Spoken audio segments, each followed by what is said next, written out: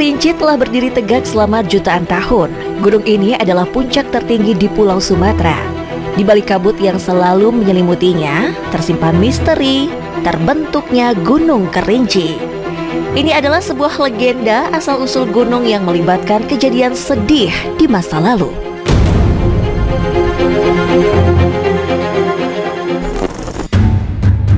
Gunung Kerinci terletak di Provinsi Jambi. Gunung ini adalah gunung berapi aktif setinggi 3.805 meter di atas permukaan laut. Gunung ini bukan sekedar bagian dari kejadian alam. Gunung ini adalah pusat dari kebudayaan dan cerita rakyat masyarakat Kerinci.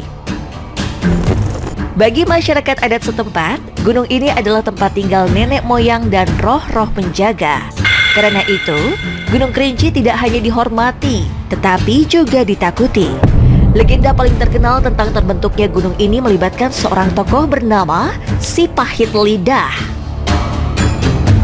Misterinya adalah bagaimana sebuah kejadian alam yang besar dihubungkan dengan kisah pribadi seorang tokoh dari legenda, dan seberapa dalam kisah itu mempengaruhi pandangan masyarakat terhadap gunung yang menjulang tinggi ini.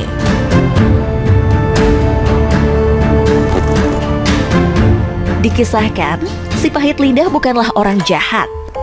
Dia dikenal juga sebagai serunting sakti. Kesaktiannya adalah sebuah kutukan.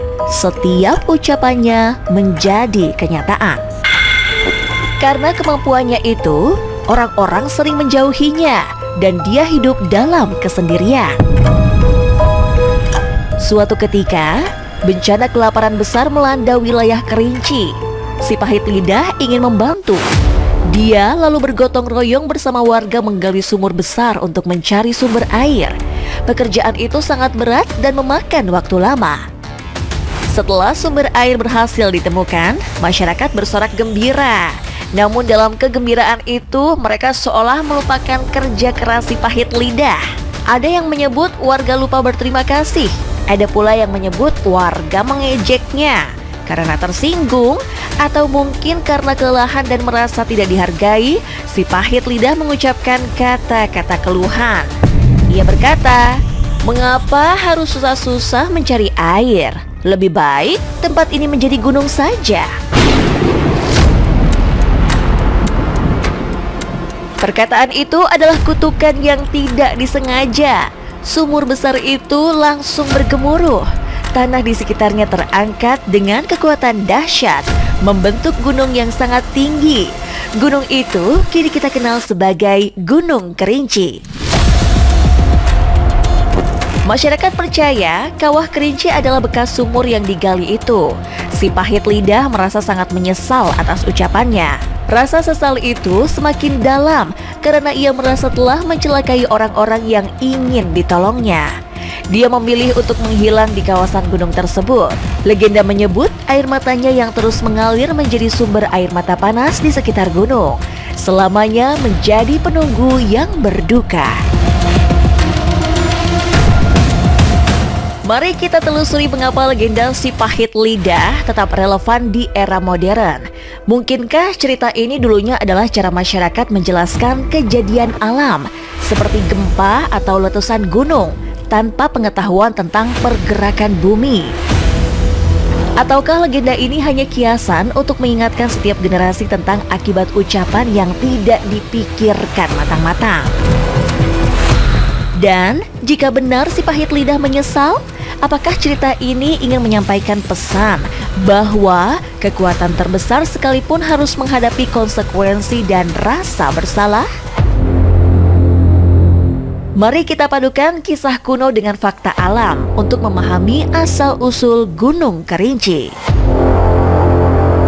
Secara geologi, Gunung Kerinci adalah bagian dari barisan gunung berapi dengan bentuk kerucut khas.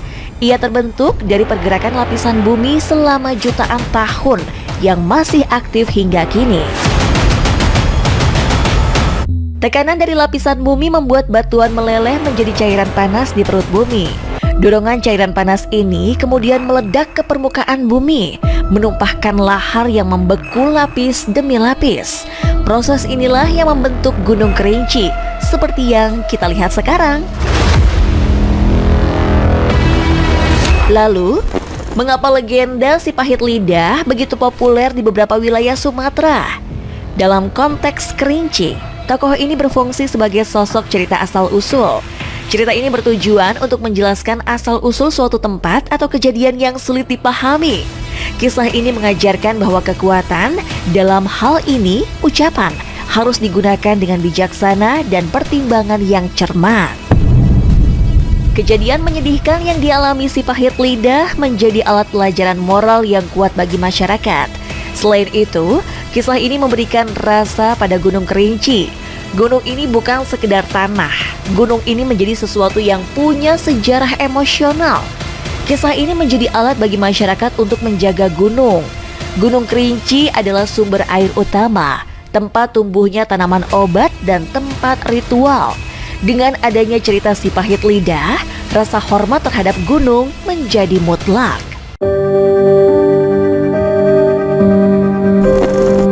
Kita telah menelusuri kisah di balik Gunung Kerinci dan legenda si pahit lidah. Namun bagi masyarakat adat, legenda itu tetap hidup. Cerita mengajarkan bahwa setiap letusan dan gempa adalah manifestasi kekuatan alam yang harus dihormati. Kerinci menjadi simbol dari dua kekuatan besar, kekuatan kata-kata yang bisa menghancurkan dan kekuatan bumi yang tercipta. Pada akhirnya, legenda ini mengajak kita merenung. Apakah kita sudah belajar dari penyesalan si pahit lidah? Atau masih membiarkan ucapan kita menimbulkan masalah bagi orang lain? Sementara fakta geologi mengingatkan kita bahwa alam selalu bergerak dengan hukum dan logikanya sendiri, bukan karena kutukan atau sihir. Kita telah menelusuri rentetan kisah yang luar biasa. Dari kode tersembunyi di lukisan Raden Saleh, pengorbanan seorang pemimpin yang menjelma menjadi cendrawasih, hingga kutukan tak sengaja yang melahirkan Gunung Kerinci.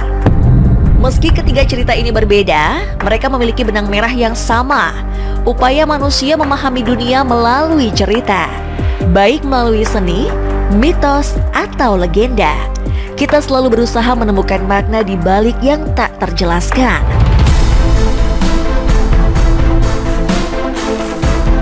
Kebenaran seringkali menunggu untuk diungkap, kadang justru tersembunyi di depan mata kita.